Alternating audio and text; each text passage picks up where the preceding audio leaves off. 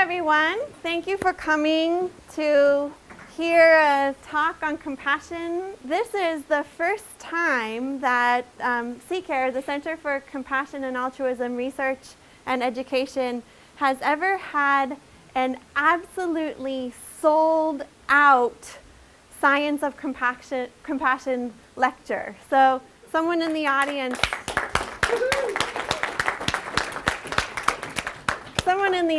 asked me why I was starting late, and I said very respectfully, I know that every seat in this room is likely to be full as soon as people park and make their way here. So we're very glad to have you, and if people wander in, please allow them to fill in any open seats in the middle of the aisles. We would love to accommodate everybody who wants to attend. My name is Monica Warline. I'm the Acting Associate Director of the Center for Compassion and Altruism Research and Education, which is the first ever compassion research center housed in a school of medicine. And I am not Jim Doty.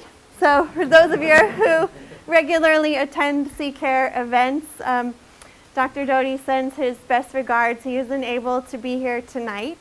But he wanted me to remark to Daryl how disappointed he is not to hear this talk, because CCARE has a charter or a mission to do three things.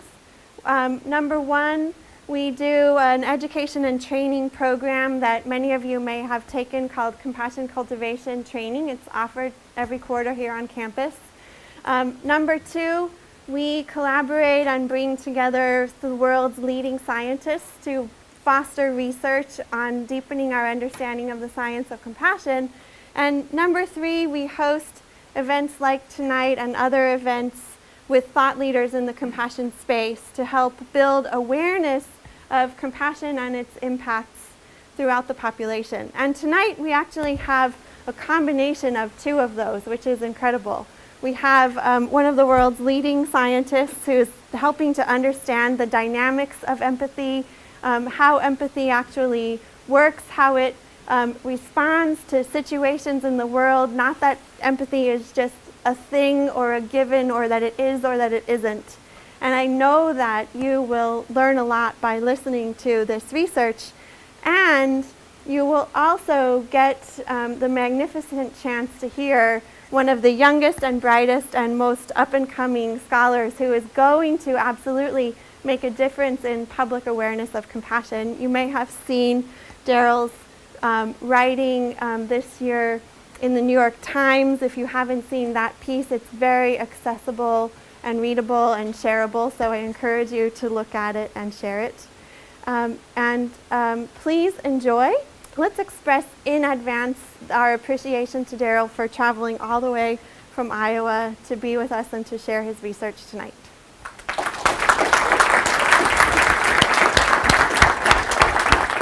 Well, thank you for the introduction, Monica. That was fantastic. Thank you for all of you who drove out. I do appreciate the kindness. Hopefully you learned a lot today. Some of this is older work that I've done in the past, the oldies but goodies. Some of this is brand new data, fresh out of the presses, out of the oven, whatever.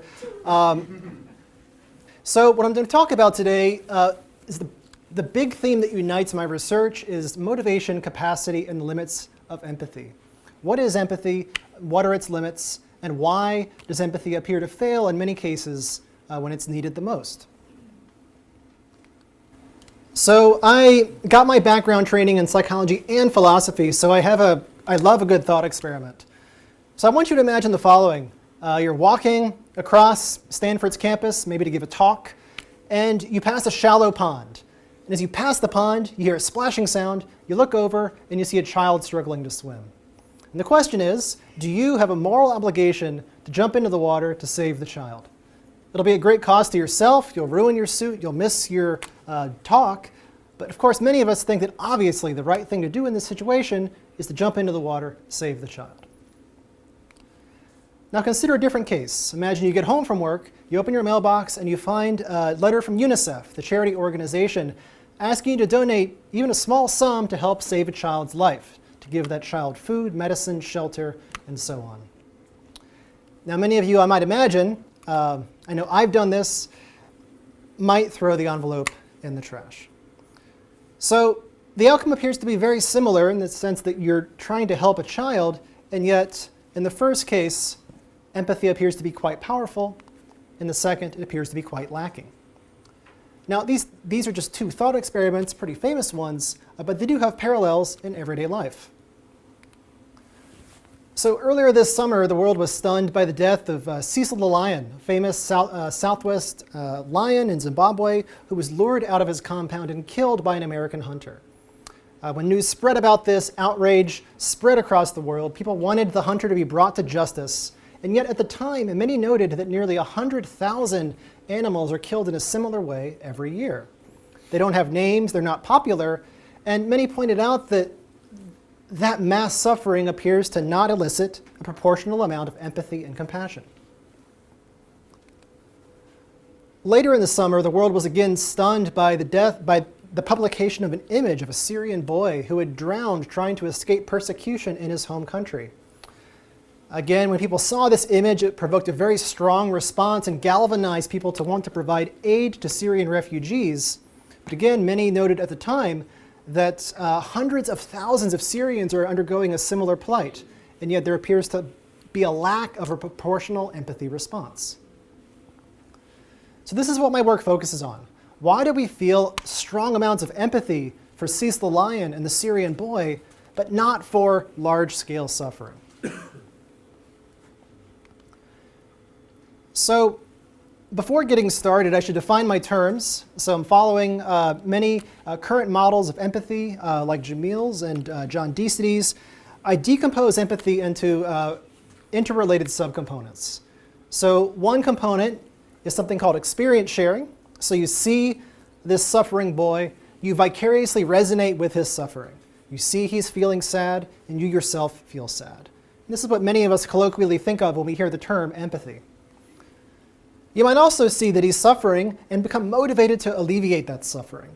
You might experience compassion or sympathy, the desire to improve this child's welfare.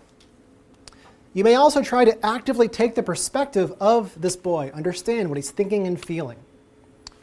Or, like many, you might simply avert your gaze, turn away, and not feel any of these empathy components at all. So in my talk today, I'm focusing primarily on experience sharing and compassion, but these are distinct parts of empathy that often relate to different outcomes in different ways. Now, many people suggest that empathy is an automatic and spontaneous process, that when you see this image, this emotional response comes to you unbidden and without much conscious choice or control. But the key point I want to make in my talk today is that actually we have a great degree of control and choice over the scope of empathy that we feel, and often more than we anticipate. So again, drawing upon the article that Monica so nicely alluded to earlier, I'll argue today that empathy in many cases actually is a choice. This point is stated quite nicely by the Iowa Writers Workshop grad Leslie Jameson in her book, The Empathy Exams. And she says that empathy isn't just something that happens to us, a meteor shower of synapses firing across the brain. It's also a choice that we make to pay attention and to extend ourselves. It's made of exertion, the down-to-your cousin of impulse. So she's from the Writers Workshop, very famous. Kurt Vonnegut was there, so she's a much better writer than I could ever hope to be. But again, the key idea she's latching onto here is that empathy often reflects a choice. Now, it's often a good thing when we choose empathy and compassion. Decades of work link these emotional states to positive social outcomes, outcomes that most of us tend to value. Things like donation and charity, cooperation, forgiveness, intergroup tolerance. And for these reasons, many have suggested, both in the sciences and the humanities, that empathy and compassion are emotional cornerstones of human morality. The Dalai Lama has said something to the effect of compassion is a necessity, not a luxury, and that without it, humanity cannot survive. So pretty ringing endorsement of these empathic emotional states. But recently, many in the popular media have argued that empathy and empathic emotional states actually have a dark side, that they're subject to a variety of biases and intrinsic limitations that fundamentally limit their utility for public policy and moral life. Perhaps the most well-known is the psychologist Paul Bloom.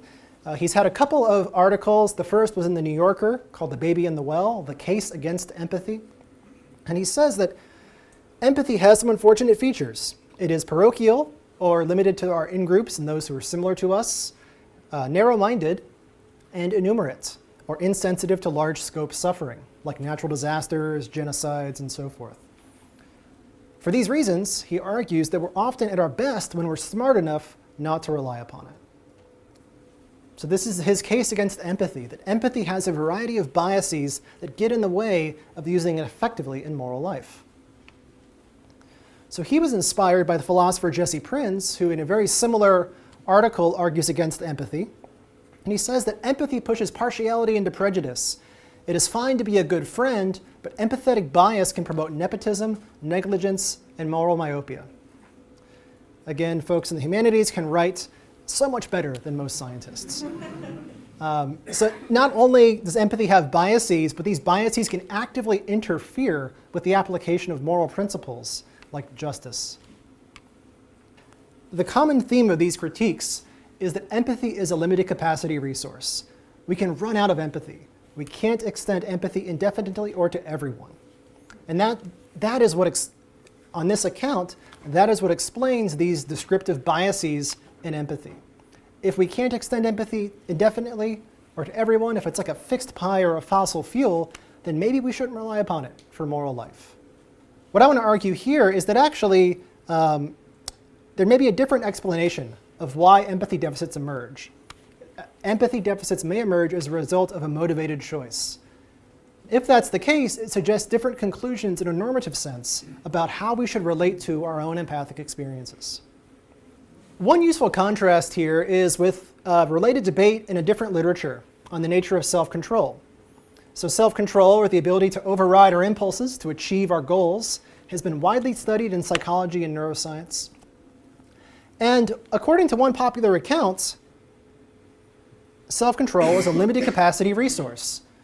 So a number of studies show that if I get you to engage in some kind of self-control, like trying to squeeze a hand grip very tight or put your hand in ice water for a long period of time, and then ask you to do the same thing later on, your self-control is depleted. And according to one explanation, that depletion effect occurs because self-control is literally a biological resource that gets exhausted. However, recently, others have come forward and thought, well, maybe this is not about a limited capacity. Maybe it's about motivation and choice. After working hard, we feel like hardly working. After exerting laborious effort, we feel like kind of disengaging and being leisurely. So, you can explain apparent limits on self-control as motivated choices to shift your priorities and your goals away from hard work to hardly working. Well, what I want to ask here is whether we can make a similar move when discussing apparent limitations in empathy. Can apparently intrinsic fixed limits on empathy, like parochialism and numeracy, they appear to be basic glitches in empathy. That's what people like Bloom and Prinz are arguing. But what if, in fact, it reflects motivated choices to disengage empathy from others? So this idea is not necessarily new.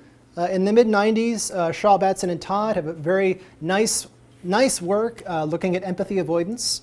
If you get people to anticipate that empathy is going to entail a high degree of personal cost and commitment, they will actually proactively and strategically avoid situations that they believe will elicit high levels of empathy. So people will select out of situations that they think will make them feel empathy if they think empathy is going to have a cost. Other work more recently builds upon this and finds that empathy deficits can be reversed with motivational interventions. So Jamil has some nice work showing that if you encourage people to think that empathy is a skill that can be incrementally built, they exert more effort to feel empathy in intergroup contexts. Moreover, other work finds that even with clinical disorders that appear to be empathy deficit disorders, thinking here of psychopathy and narcissism, if you give them the appropriate motivational incentives, they can actually show levels of empathy that are comparable to non-clinical populations. So there's a growing body of work, especially over the past 4 or 5 years, that empathy limits can fluctuate actually quite a bit, depending upon what people want to feel. So again, the key idea here, the take-home message, is that empathy deficits are flexible as a function of what we want to feel, as a function of our motivated choices, and not fixed intrinsic glitches in the emotion itself. So to think about this visually, so we're trying to understand variation in empathic outcomes. And we can think about, go back one step. We can think about the net value that we place on empathy and its alternatives. So oftentimes we're faced with situations where we can choose to feel empathy or engage in some alternative course of action. I can decide whether to stop and help a homeless man on the side of the road or keep walking. I can choose to keep watching that excruciating SPCA commercial with Sarah McLachlan.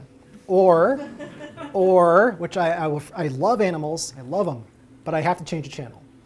So oftentimes we're faced with these choices of whether to engage with or disengage from empathy. Now the values that we place on these choices is a function of the different kinds of competing considerations that come into play in these situations.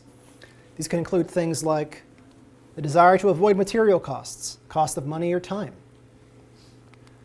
to avoid emotional exhaustion and emotional costs, or on the other side, to think about the warm glow we might receive from helping others. Cognitive effort. It might be effortful to fully empathize with someone else. Physical risk, risks of harm and contamination can come into play. Social norms. So do your peers and your friends and your family or your organizations you work in, do they value empathy or do they actively devalue empathy? And also, your moral self-concept. Is it important to you morally that you act in an empathic manner towards others? And the key idea is that how you weight these different factors that come into play in empathic situations can shape the value you place on empathy and its alternatives, and ultimately shape empathic emotions and empathic behavior. If you're in a situation where you put a high priority on material and emotional costs or risks of physical harm, you may ultimately come to value acting in a non-empathic manner. By contrast, if you think about what your friends would think or about what it would mean for your own moral self-concept to not act empathically, you might make the empathic choice. So once again, the key idea is that apparent limits of empathy may be the end result of motivated choices and not built-in features of the emotions themselves.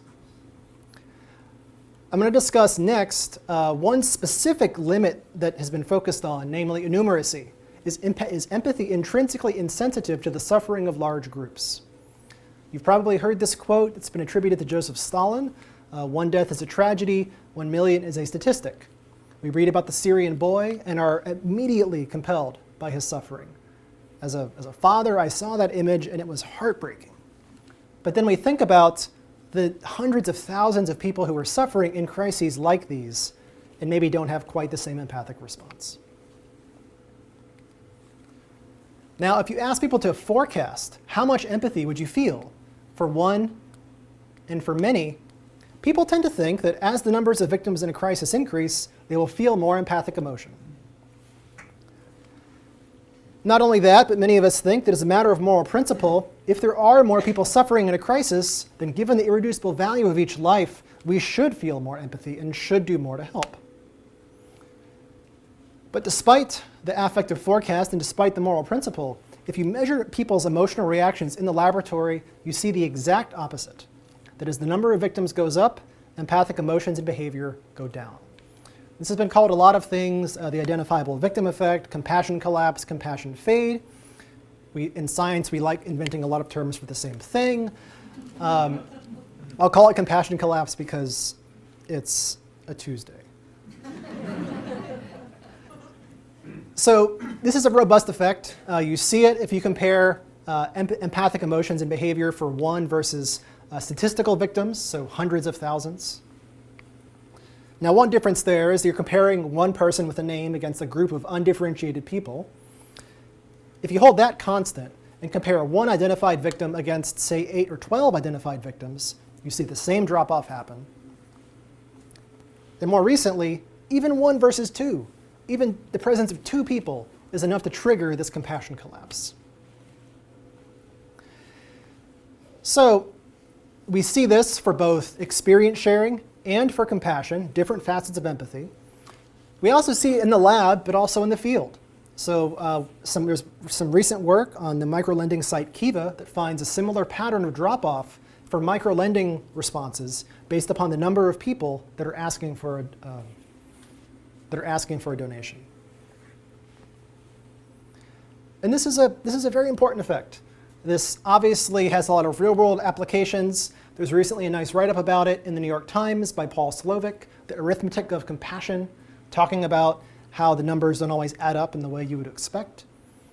It applies to how we think about natural disasters, genocides, epidemics, climate change. It has any situation in which there's a large number of suffering victims, you can think about this effect. And this real-world relevance has led many to try to understand, why does it happen? What's the explanation for this effect? Why are we numb to numbers? Well, building upon the empathy limits arguments that I mentioned earlier, one account is that we simply can't. We simply are unable.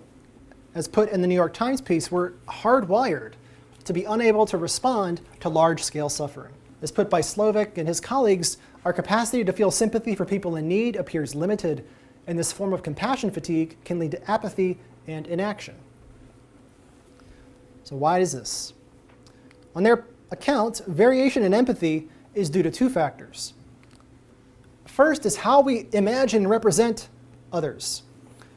If I ask you to imagine the suffering of a single child, you can probably call that to your mind pretty easily, have a very vivid depiction of what that child looks like.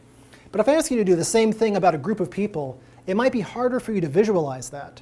And the representation you have in your mind may be less concrete, less vivid, less coherent, and for that reason trigger less empathy. Another factor is attention. If I ask you to try to feel empathy for 8 or 800 disparate people, that's going to divide your attention, which might in turn mute the overall emotional response you might have. Moreover, they've done studies that try to encourage and bolster deliberative thinking. Maybe if you encourage rational thought, it will increase empathy for large numbers. Doesn't work. It backfires. It makes you less empathetic towards the single victim. So for these reasons, people think there's not much you can do. On an individual level, you're powerless against this bias. Instead, we should think about turning to moral reasoning or institutional change to try to overcome this effect. But as you might imagine, given the setup for my talk, that's not what I think. I'm not quite so fatalistic.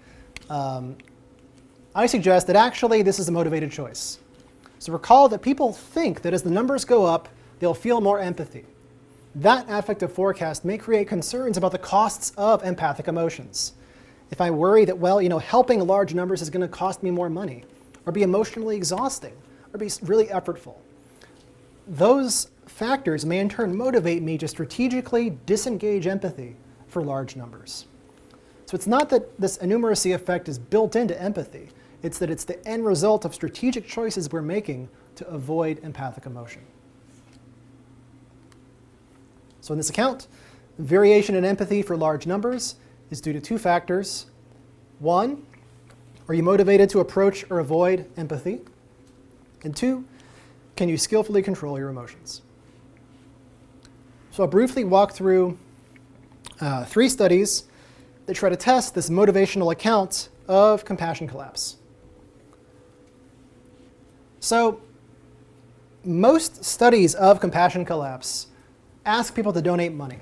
They impose a financial cost on empathic emotions, which may ostensibly motivate people to want to avoid compassion for large numbers. So in this study, what we did is we had people go through one of 4 conditions. We had them read about either 1 or 8 child refugees from the Darfur region of Sudan. And we told half of them, later on, we're going to ask you to make a financial donation to help these victims, attaching a price tag to empathic emotions. The other half, We simply removed the expectation of having to do anything pro-social on the basis of their empathy. So for these people, you might think that empathy is a bit costly. Here, not as much. So they saw images about Darfur refugees, also with a description of the crisis there, 1 or 8. They were told either one of two things. Later on, you'll be asked to rate your emotions towards this child or these children, but also how much money would you be willing to donate? The other half, we simply removed that explicit expectation of having to act pro-socially. Okay. We then asked them to rate how much compassion, sympathy, and so forth they were feeling towards these refugees. So here on the y-axis, this is compassion. We have the help condition, the no help condition, in separate bars for 1 and 8. When people thought they would have to help, there was a non-significant trend for more for 1 than for 8. But more critically, when you remove this expectation, the compassion collapse reverses. So by changing people's motivation, you change whether this compassion collapse emerges. And again, critically, if it was just about a capacity limit, you would not expect motivational factors to play a role in the way they seem to be doing here. And as you can see, the interaction is driven by the reduction of compassion for 8 when you impose a help request. So we thought this is interesting. It appears that this limit can shift depending upon what we want to feel. In studies 2 and 3, we wanted to then turn to the other factor that we think should matter. How well can you control or regulate your emotions? Even if you want to avoid compassion and empathy, you should only be able to do so to the degree that you can strategically control your emotions. So in these last 2 studies, everyone expects to have to help. That's held constant, but we assess emotion regulation as the second mechanism of interest. So this was comparing similar setup as before, 1, 4, and 8. Everyone expects to have to help. We had them rate how upset they felt for the child or children continuously over time, using this. It's kind of like an online rating dial, kind of like in political debates. People would rate how much they felt and how it evolved over time. Now, one reason we did this was to get a sense for how emotions were unfolding over time and the kind of emotion regulation that was taking place. So here I'm going to show you 3 depictions of how emotion regulation might happen, with on the y-axis emotion intensity, the x-axis is time. Could be that people initially feel more empathy for 8 than for 1, but then reactively dial it down over time. But another possibility, and one that builds upon what Batson and his colleagues did in the mid-90s, is something called proactive emotion regulation. People might prevent emotions towards multiple victims from ever getting off the ground in the first place. And although an empathy limit account would suggest a similar pattern, it would not suggest that that pattern would be moderated by motivation or emotion regulation related variables. To assess emotion regulation skill, we use the difficulties in emotion regulation scale, which has people self-assess how well they can control their emotions. It does relate to more indirect, non-reactive measures of emotion regulation ability, so we thought it's a reasonable and efficient way to measure this construct. All right. So this is a complicated graph. Y-axis is emotion intensity. The x-axis is time over the course of that 1 minute where they were rating their emotions towards the refugees. We're going to have separate lines for 1, 4, and 8 victims. So we found a 3-way interaction between number of victims, regulation skill, and the time of measurement. What I'm showing you here is poor emotion regulators. The key thing to take away is that for people who cannot control their emotions well, they don't show compassion collapse. They don't show meaningful separation between 1, 4, and 8. By contrast, for those who can control their emotions well, we see this differentiation between 1, 4, and 8 that gets stronger over time. So it appears that emotion regulation ability is a necessary factor for this compassion collapse effect. Study 3, exactly the same, except that now we're going to experimentally manipulate emotion control to see if we get the same effect. So 2 by 2, people read about 1 or 8 victims, and we're told to do one of 2 things, to either regulate their emotions, or experience them. So we told half our participants that while you're learning about these refugees, engage in a strategy called reappraisal. So try to think about what you're seeing in such a way that you feel no emotion at all. Be objective and be detached. By contrast, in the experience condition, people were told to let yourself experience your emotions without trying to control them. And we thought that in this condition, where we're inhibiting the emotion regulation process, we would inhibit the compassion collapse effect. So once again, we found a number by regulation, by time interaction. So again, here on the y-axis is emotion intensity.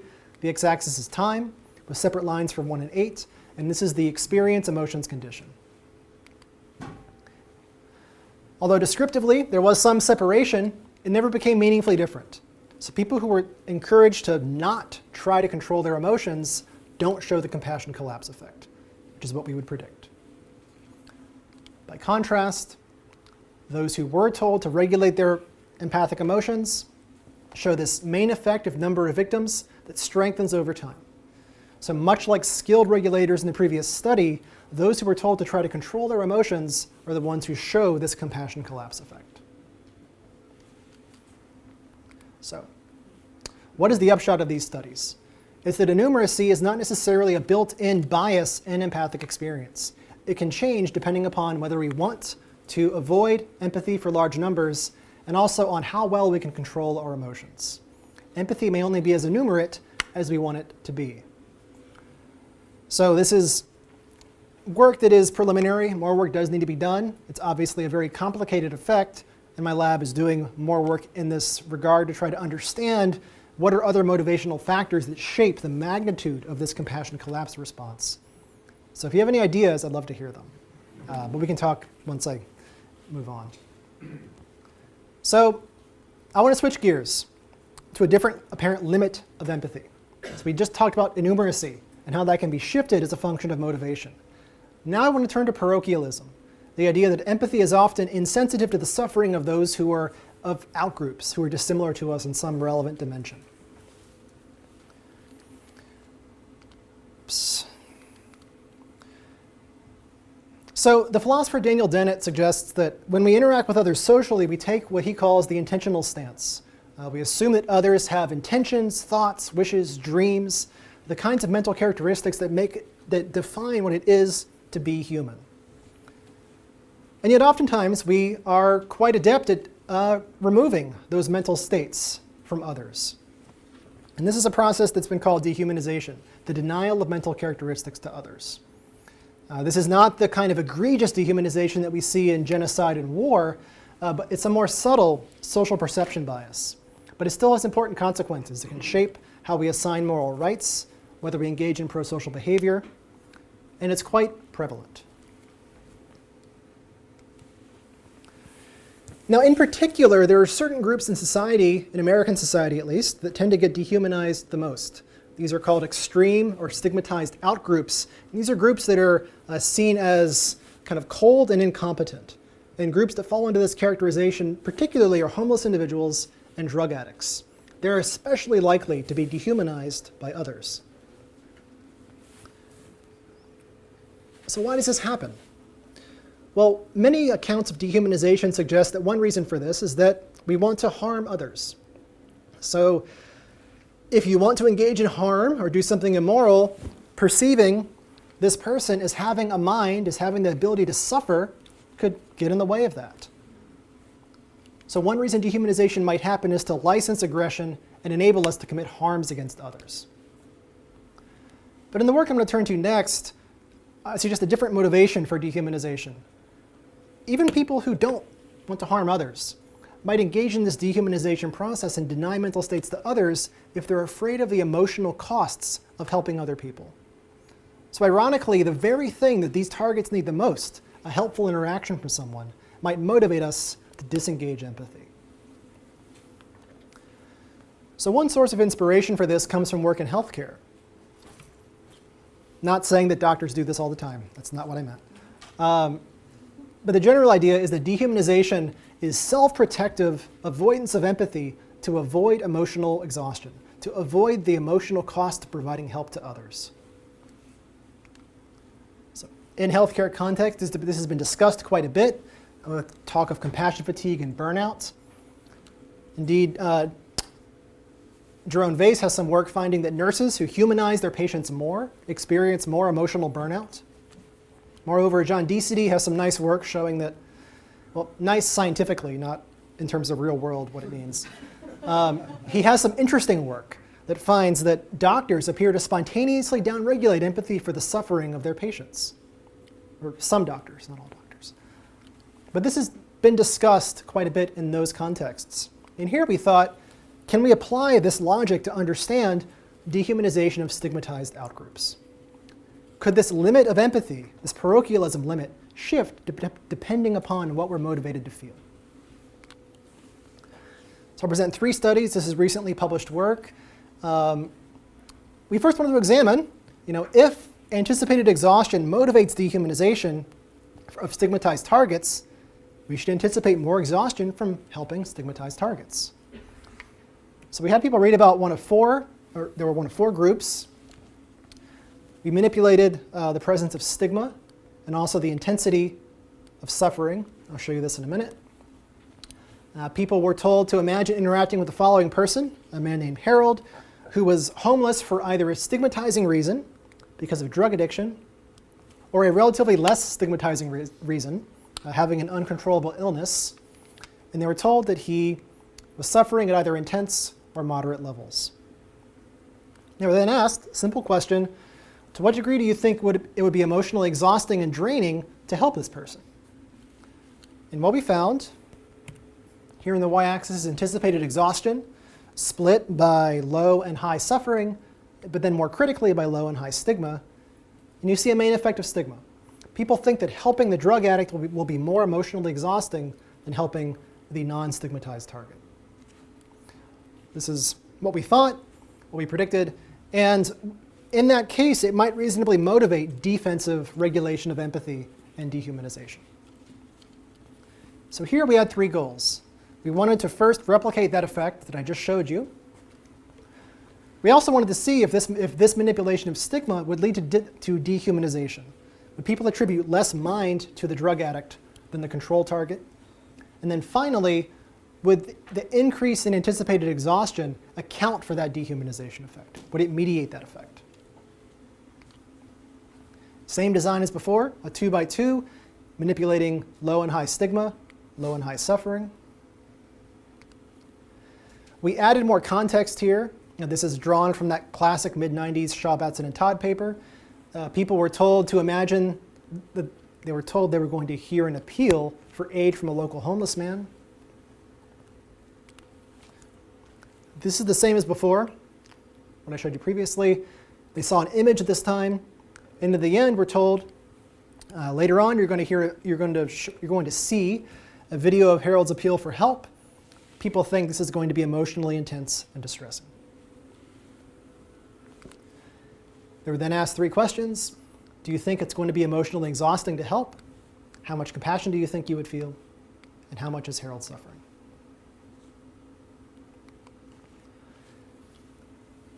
To assess mind attribution, we use the mind scale. It's a great way to assess how much mind you think someone has.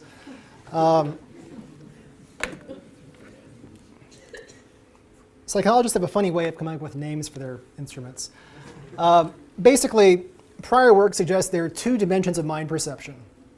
So one is agency. To what degree do you think Harold has self-control, intentionality, the qualities of an agentic person? The other dimension is experience. To what degree can he feel hunger, fear, emotions, physical needs like pleasure, and so forth?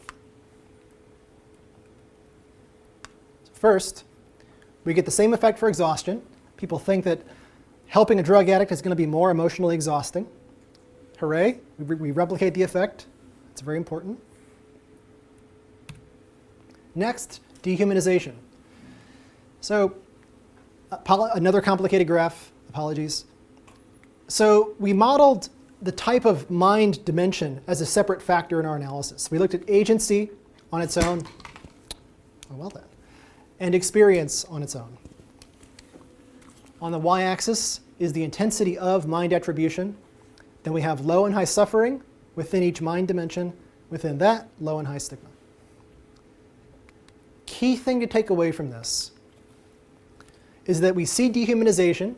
People attribute less agency to the drug addict.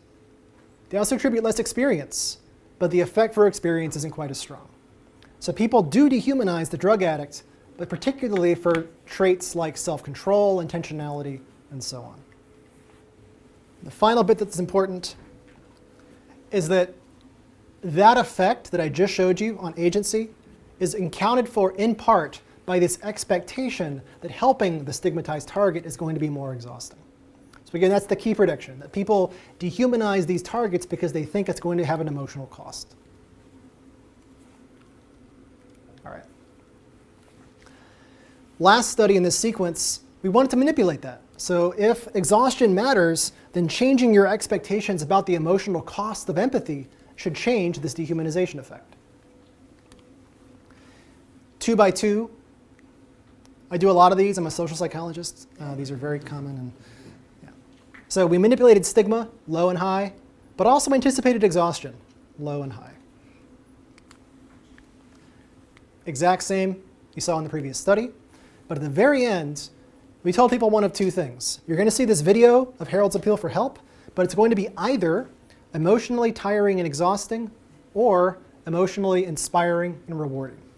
So we're changing your expectations about the emotional costs and rewards of engaging empathically. And we assessed the mind scale as in the previous study.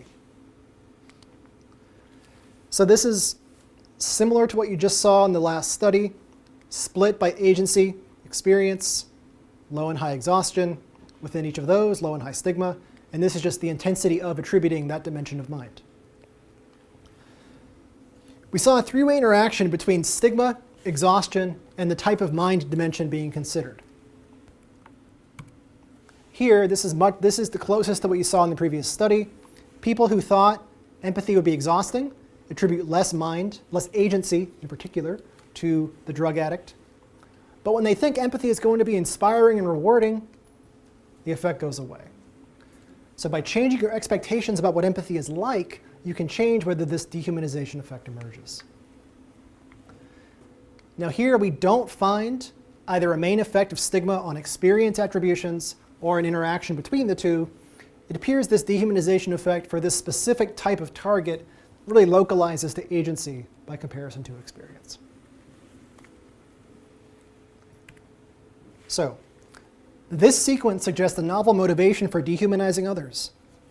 Even without malicious intent, without the desire to actively harm someone else, we may deny them mental capabilities in order to avoid the emotional cost of helping. So much as we can shift innumeracy by changing motivation, we can shift parochialism. These are extreme outgroups.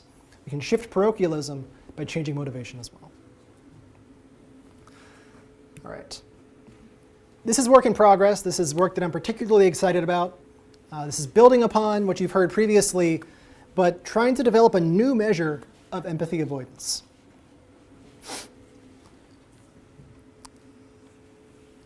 We're developing a new paradigm. It's built upon work in economics and cognitive neuroscience to try to understand empathic choice behavior. Is empathy really a choice? And can we observe people spontaneously avoiding empathy for others? And what we find is that people really don't like feeling empathy for others. When given the choice to do so, they turn away quite strongly. It's a robust, very powerful effect, and it in turn depends upon the perception that empathy for others is effortful, negative, and a lost cause. So here's the task. I like this task because I like playing cards. This is modeled off of similar tasks like assessing reward. It's modeled off of the demand selection task in cognitive neuroscience. The basic idea is that over a series of trials, you're given a choice between two options. You can either choose from the deck on the left, the describe deck, or the deck on the right, the feel deck. No matter what you choose, you always see the same thing. You always see a social target. In the first 9 studies, it's always a child refugee that's clearly sad and malnourished. if you choose the describe deck, you're told to be objective. This is modeled off of classic instructions to discourage empathy in social psych. Be objective, be detached, and write one sentence about this child's demographics, age, and gender. If they choose feel, they're told to engage in experience sharing. Try to feel what this person is feeling. Share in this person's experiences, and write one sentence about them. So across a number of studies with minor task variations, like whether the decks are labeled, how the proportion of empathy trials within the empathy deck, and so forth, we see massive empathy avoidance effects. So for those of you who are not familiar with these kinds of plots, this is a meta-analytic forest plot. It's showing you across a series of studies how strong is an effect. So on the x-axis, this is basically empathy avoidance. Numbers less than 0 indicate choosing away from empathy on the task. And the vertical gray lines indicate psychological conventions for small, medium, and large effect sizes. This is collapsing across all the studies. We see a powerful, moderate to strong empathy avoidance effect. People don't like choosing empathy in this task. But is it really empathy? Maybe there's something else in the task they're avoiding. What if it's that people just don't like being in a negative state? They don't like getting themselves into a situation where they feel bad, where they feel some kind of negative affect. So in 2 follow-up studies, we manipulated what kind of affect the person you're being asked to empathize with is experiencing. So we had half of participants go through the task, and it was similar setup, empathy versus objective.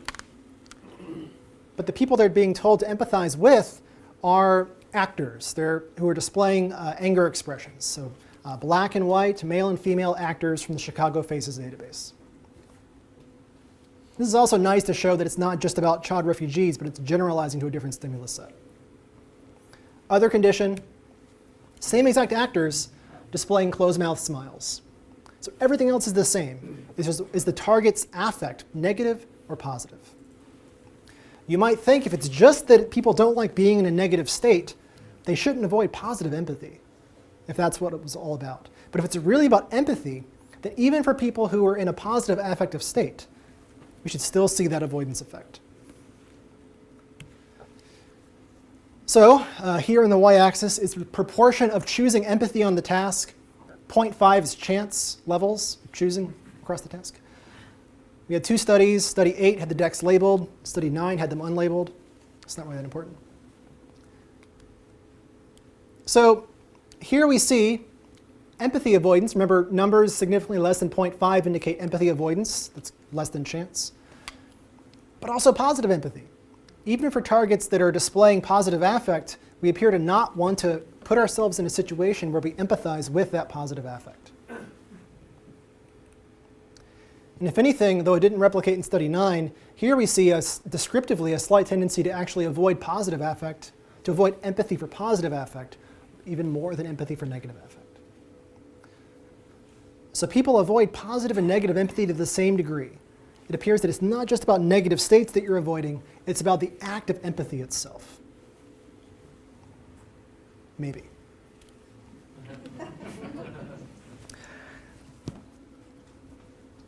So why does this happen?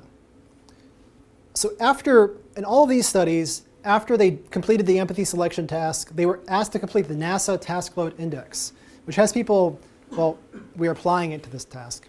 Here we ask people to rate each deck for how mentally effortful and demanding was it to do that deck? How negative did it make you feel? Basically, how anxious and insecure did it make you feel? And then finally, how successful were you at doing what we asked you to do? How efficacious did you feel in completing that deck? So we asked it for we had these 3 for each deck. And what we found across studies is people think that empathy is more effortful, that it's more negative, and it's more of a lost cause. And those in turn predict how much you choose empathy. It's the people who think that empathy is more effortful, more negative, and more inefficacious that are choosing away from empathy on the task. And these are correlational data. There's alternative possibilities for why this correlation is observed. These could be post hoc rationalizations of empathy avoidance, perhaps. But we think it's suggestive that these are important motivations that could be critically bound up with empathy avoidance. Right? Is it really empathy avoidance? Maybe there's something else. Maybe it's not about empathy. So as some of our reviewers nicely pointed out to us, there are alternatives that we have not maybe accounted for in these designs. There are two. One is that maybe they just don't like feeling emotions. Maybe it's that, if you recall the design of the previous tasks, it's about putting yourself into an emotional state versus being detached. Maybe we just don't like being emotional. It's not about empathy, it's just about any kind of emotional state. The second critique you might have is that, well, maybe they're not avoiding empathy. It's about having to write about empathy. It's about having to verbalize their empathic feelings to others. Maybe people are concerned about that, about not looking well or something like that. So we have 2 more studies, and then 4 more, but I promise you there'll be time for questions. We change the task. So here, now it's always about emotions. We're holding that constant, but now we're assessing whose emotions is it, or whose emotions are they? Again, not a good writer or speaker, apparently. You're asked to choose to feel your own emotions or the emotions of someone else. And again, feeling the emotions of someone else, analogous to empathy. If you choose feel self, you see either a positive or negative low arousal slide from the International Affect Picture System. Little avatar. You'll have entered your name and birth date, so you'll see that information right there. And you're told, look at the picture and focus on what emotional reactions you are having to the picture. How are you feeling? And you just make a binary response, positive or negative. No verbalization required. And it's always about emotion. If you choose feel other, it's someone else who you think is yoked to your study online, another participant ostensibly going through the same thing. Focus on what emotional reactions Riley is having to the picture. And I think we chose this as a moderately non-controversial name. But again, positive or negative. We did this with low arousal images, also high arousal images that are also positive or negative. So again, here on the y-axis, the proportion of feel other choices. This is analogous to empathy choice. We're just operationalizing it differently. Remember that again, 0.5 is chance, so anything lower than that significantly is avoidance. The same thing. People prefer to feel their own emotions to the emotions of others. So we think this conceptually replicates the prior effects with the original version of the task, but also rules out that it's just emotion avoidance. If it were just emotions that we're avoiding, in both cases you're feeling emotions. You would just expect chance performance. But here we seem to systematically prefer our own emotions to those of others. All right. Now you might be wondering, this is CCARE. We care about compassion. What about compassion? Is compassion susceptible to the same kinds of avoidance effects as empathy? And this is I should have a Batman versus Superman clip or something. If you pit them against each other, what do people prefer? To experience, share, or to actually feel compassion for other people? This is important for a couple of reasons. There is some evidence by Tanya Singer's lab that compassion is not felt as to the same level as empathy, as distressing and as exhausting. It's not, they argue, as liable to lead to burnout or these kinds of negative emotional consequences. And this point has been taken up by empathy critics who basically argue that, well, empathy is problematic, but compassion's good. Compassion is fine. As Bloom puts it in his Boston Review piece, compassionate helping is good for you and others, but empathetic distress or experience sharing is destructive of you in the long run. So it's important to understand, do people avoid compassion and empathy to the same degree? And why?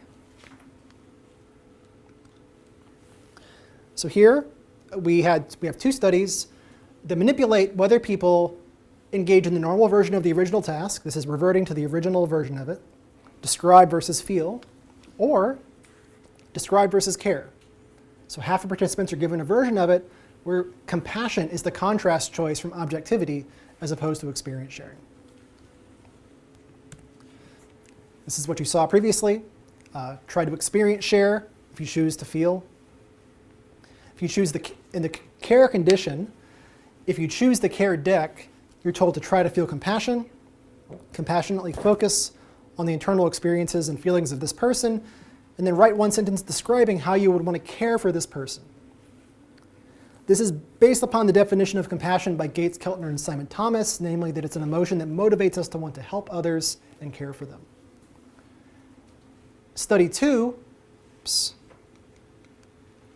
very similar, but we modify the instructions for empathy and compassion to be more analogous to what Tanya Singer has done in her work.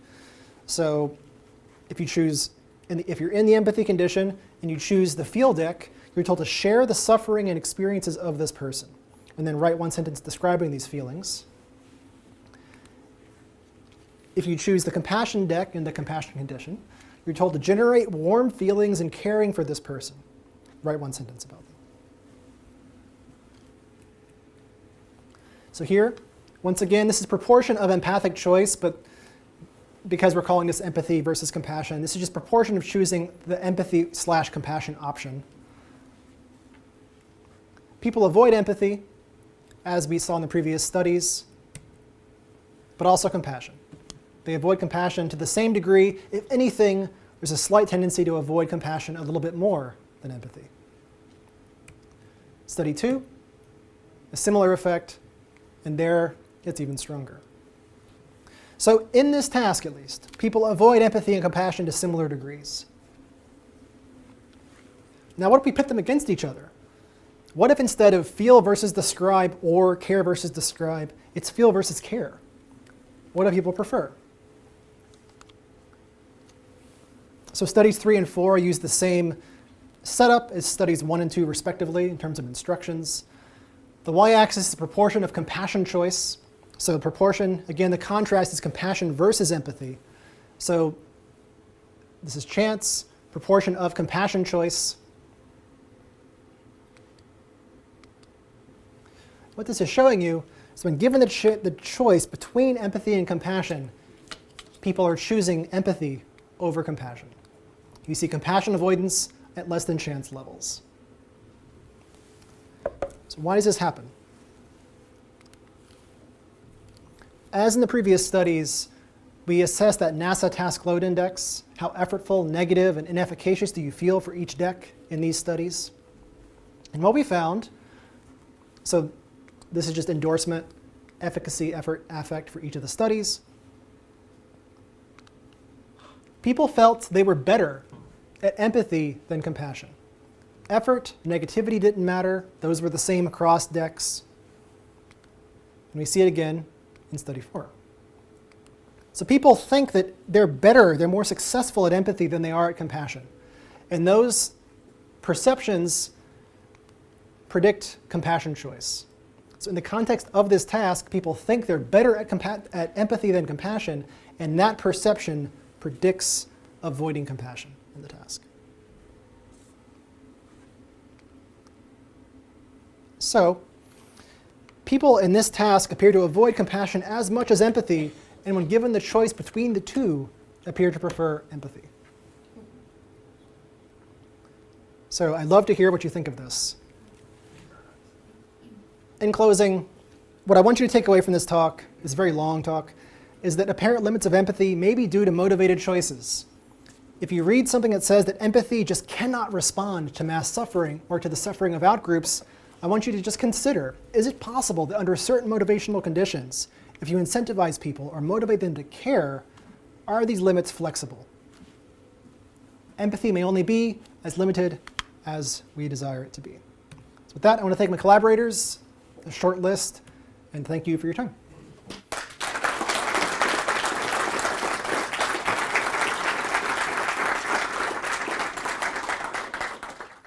Was there any effort to distinguish gender differences? So in the final, in all those empathy choice studies, gender didn't matter. So gender, political orientation didn't matter, religiosity didn't matter, socioeconomic status didn't matter. So we don't see reliable demographic differences in terms of the choice task. Now, in terms of the earlier work on compassion collapse and dehumanization, it's been a while. I don't recall any really interesting gender differences. If they were present, they didn't replicate across studies. So, I mean, you might think theoretically that there is some work that suggests that women on average are higher in trait compassion than men, and you could build that into the model and try to think about whether that would lead them to be more likely on average to engage with compassionate emotions. But in the context of the current data, I don't have anything to really speak to that. That's a really good question. First of all, thank you. This was wonderful. I thought you did a great job, so I really appreciate it. And I'm trying to learn from some of the data that you shared, and as you know, I'm trying to figure out how to do empathy and compassion training for people on the ground. What can we learn from the lab studies? And I particularly took to the project where you prime people to say, you're going to see a video of someone and it's going to be inspiring and maybe growth-oriented for you versus it's going to be exhausting and difficult. So I'm thinking if we're trying to train people empathy and compassion, say nurses that deal with human suffering, and if I'm just taking it as is, I'll tell the nurses, your daily dealings with human suffering will be delightful for you and inspiring, and you will grow so much because of seeing people dying daily, and your life will be amazing because of that. So that might be an overshoot because they're going to say, we don't know if that's realistic for us. Yeah. The flip side of it, I told them, this is going to be horrendous. You're going to move towards suffering daily, and you're just going to get depressed, and it's going to be really rough. They're going to be bogged down. So what I'm taking from this, I have to figure out some kind of cocktail, some kind of mixture of inspiration, growth, and also this is going to be really hard. Mm-hmm. On the ground, we kind of want to represent both in psychoeducation and training people and having people engage. And I'm curious if you have any thoughts about the ratio of such cocktail so that people get both inspired but recognize reality is going to be rough as well, moving towards suffering. How do we balance out both in the optimal way? What do you think? Well, first, unfortunately, I'm not a mixologist. But the second, more seriously, because this is very important, I mean, I think that it's a tough question. And you want to really you'd want to first assess on the ground what are the relevant motivational factors that are relevant for this specific population. How serious is the suffering they're exposed to? How chronic is it? I mean, what I showed you today was with a vignette study. It was not dealing with the kinds of severity that many medical professionals have to deal with. And it could be that in those contexts, a subtle framing like what I showed you may not have the same kind of effect. That said, theoretically speaking, I do think that if you get them to at least be able to reappraise the emotional costs they're faced with or think about possible benefits they could accrue from engaging with those emotional experiences, you might be able to shift the kinds of how they relate to their empathy. Now, it may be harder, it may be more difficult, and it may require sustaining that with other kinds of interventions. But I think that theoretically speaking, you should be able to reframe emotional costs in a way that could sustain more engagement. So kind of a vague, maybe we can do it answer, but it should be possible. Yeah.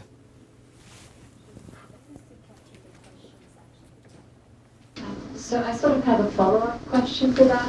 What about other variables other than framing per se, and not necessarily in the healthcare sector, but thinking about working with the refugees and working with the population in Europe, and preparing them for what is happening, what is taking place. Either whether you're a journalist or you're working in education.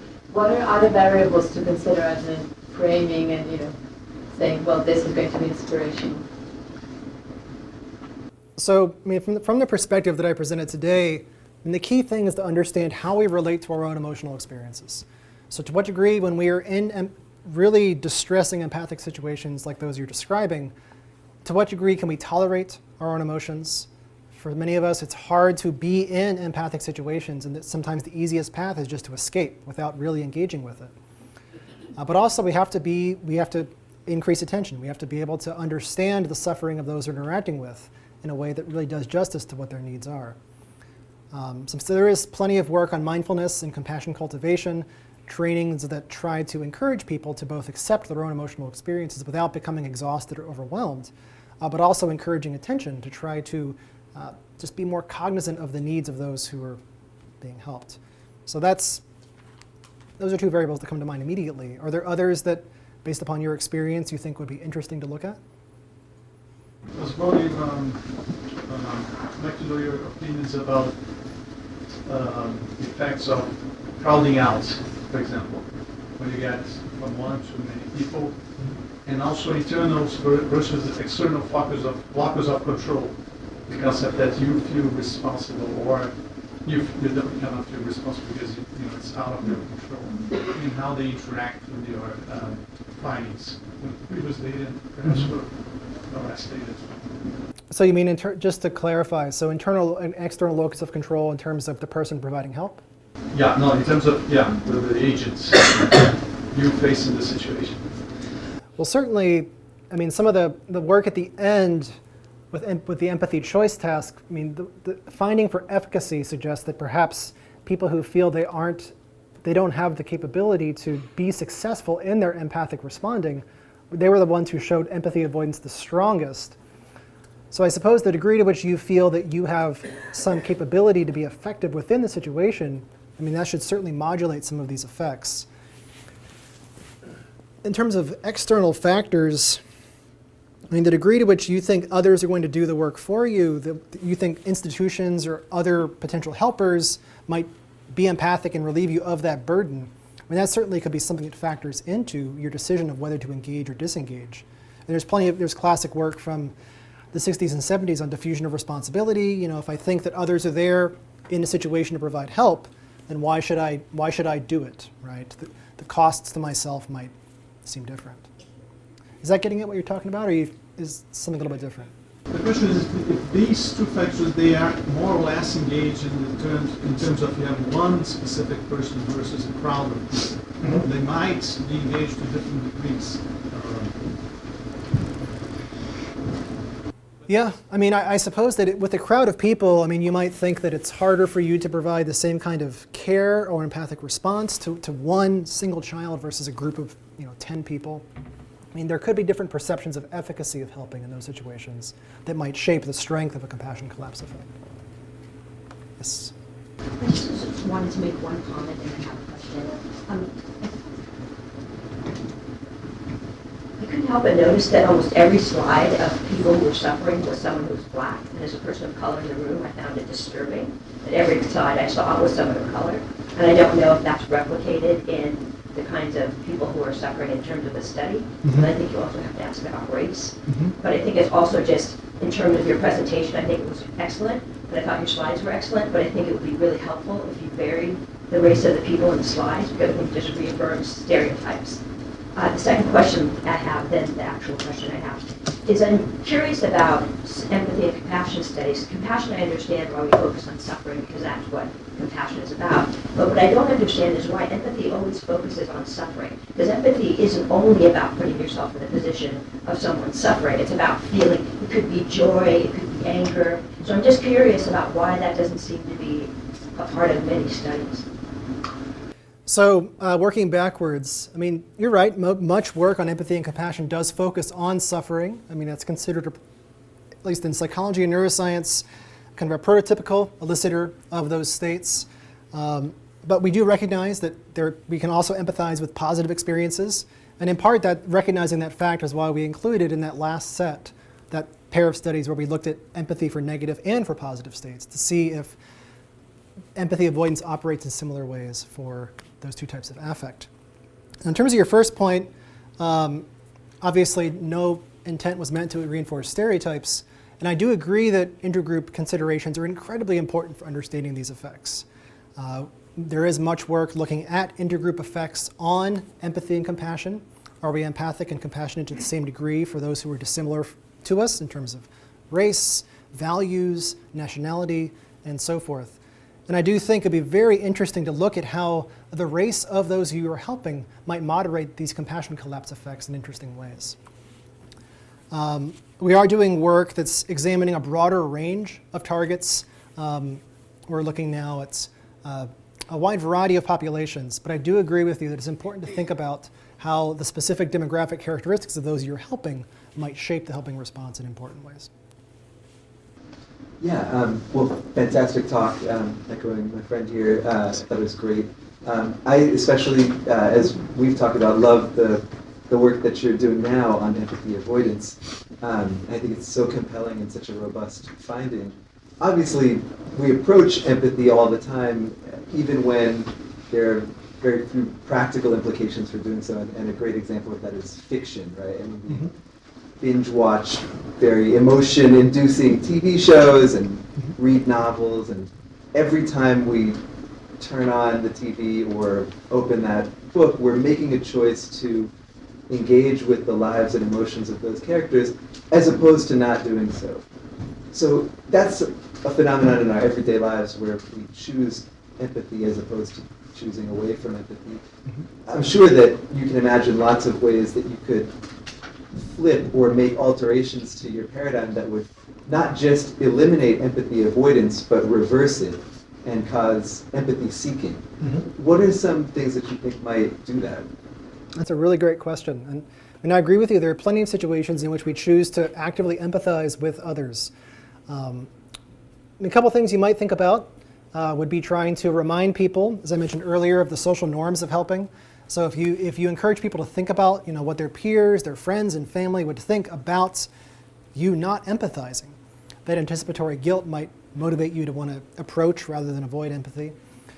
You could put people in a situation where you activate goals to be moral, or you make them think about the moral self-image cost of not feeling empathy.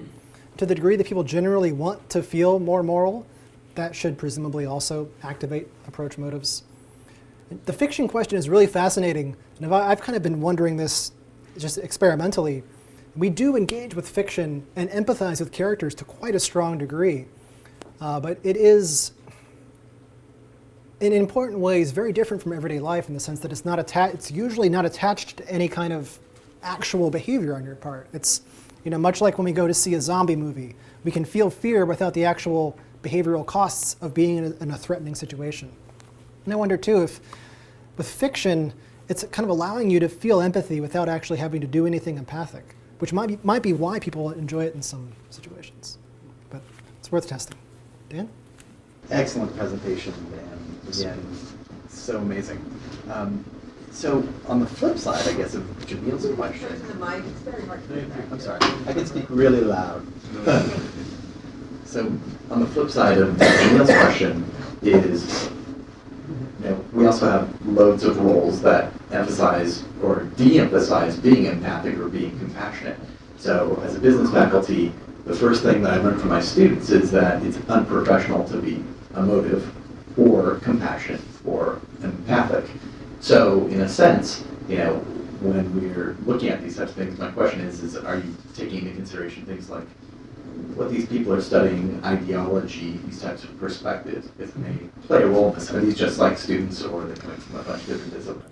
So actually, in the last set, these are adults. These are people in their mid-30s, highly educated adults. It's using this Amazon Mechanical Turk online data collection service. But certainly, we're thinking of looking at this task in healthcare settings, looking at nurses, doctors who are in roles that both demand empathy, but also have conflicting norms about what kinds of empathy we should experience. There's certainly plenty of professional context in which empathy is actively discouraged. And there, using this task, we might see just bottoming out of empathy. Absolutely. And the last question for me, at least, is I can't help but wonder about a great addition of the efficacy measure there. But when looking at that picture, I don't know if that was the stimulus, I don't know how I would respond to that. When I ask a business student, hey, could you provide financial services for this individual, they may feel very empathetic, or like they want to actually take action and be compassionate. Whereas, taking into consideration people's potential expertise and efficaciousness, is that something that you guys have taken a look at? Yeah, so the strongest predictor of empathy avoidance in those studies I showed you was inefficacy, the feeling that they were not successful at being empathic or at being compassionate. Presumably, if you gave, and we're thinking of testing this at some point very soon, if you gave people an experience of efficacy in helping prior to giving them these kinds of choices, might that encourage them to actually approach more than avoid? So if you give them a sense that actually you can be good at empathy, don't let it scare you off, we might be able to get people to be more likely to approach empathic states. I'm wondering about a distinction between innumeracy, which I would think of as the insensitivity to numbers, versus what several of your studies seem to show, which is anti-numeracy. Having less compassion for 8 people than we do for 1, as opposed to just having, being at ceiling or having roughly the same empathy for, which would be like innumeracy. It seems like capacity arguments are at their strongest in dealing with innumeracy because, you can feel so much empathy for one person, it's hard to imagine, feeling 8 times as much as that. And yet, so I guess I was wondering to hear if you have thoughts about that. Are there ways to actually get people to feel enough empathy that it can be a useful force when that it could possibly scale? I mean, you're right. The drop-off, the fact that we feel more empathy and compassion for 1 than 8, the fact that it actually decreases as opposed to just being a flat line, that is, if anything, more suggestive of a motivational kind of approach than this kind of capacity account. As you nicely pointed out, if it were strictly a capacity, there's no reason to believe that 1 would actually decrease as opposed to 1, from 1 to 8, decreasing as opposed to just staying flat. So, I mean, from a capacity framework, the fact that we see a decline in empathic emotions as numbers increase does suggest that maybe a different story is in play. And that's part of what motivated us to think about a different alternative explanation, focusing on motivated disengagement of emotional responses in general. In terms of scalability, that's an excellent question and one that in the context of empathy and empathy deficits is really important to address. There have been, so you can think about 2 general classes of interventions. Some that focus on kind of short-term nudges to try to improve connections to targets of suffering. So David DeSteno has some nice work looking on using cues to similarity.